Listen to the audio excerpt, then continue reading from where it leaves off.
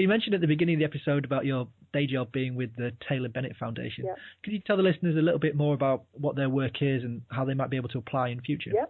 So the foundation was set up in 2008 by the communications headhunter Taylor Bennett.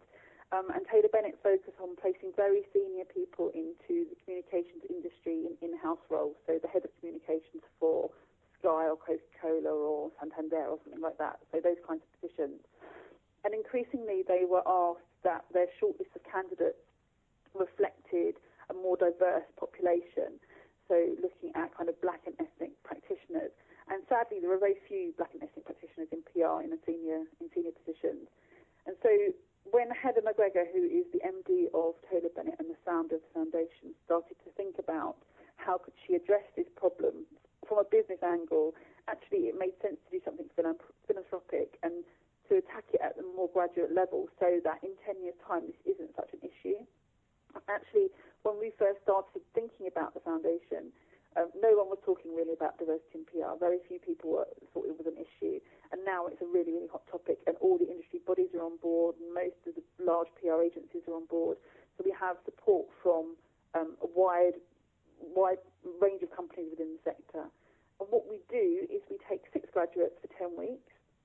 Each course is sponsored by a different PR agency. So in the last year, those agencies have been the Red Consultancy, Brunswick, Finsbury, and MHP Communications.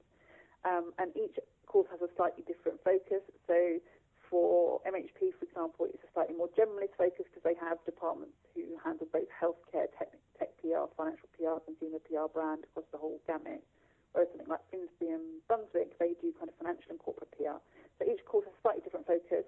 And in those 10 weeks, they spend some time at the agencies learning from the people there. They are given weekly tasks to do, so we set them lots and lots of writing tasks because, as you know, writing is such an important part of PR, so we do lots of that. And then they go off on lots of different visits to lots of different PR and in-house and PR agencies.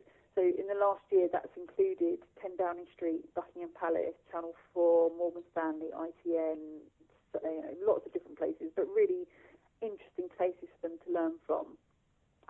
So it's a brilliant, brilliant course. At the end of the 10 weeks, we will help them go off and get jobs. So we give them employability training, they get CV writing and cover letter writing, interview skills. We do some work around professionalism, so making sure you know how to answer an email correctly, how to make a telephone call, which you might think are very basic skills, but actually universities are not that great at teaching those things. So we kind of finish them off to be more work ready. And then at the end of the 10 weeks, we would hope they would go and get jobs. So about 70% of our students then go off and get jobs in PR. And actually in the last year, it's been more like 90%. So we have a really good hit rate, Wow. and stickability. And in terms of applications, the next course is going to run in April next year. That will be sponsored by MHP, and we are going to have the application form on our website very shortly in the next couple of weeks. So if you just put Taylor Bennett Foundation into Google, will come up. And the application process is a very long application form where we're testing your writing skills and your commitment to the course.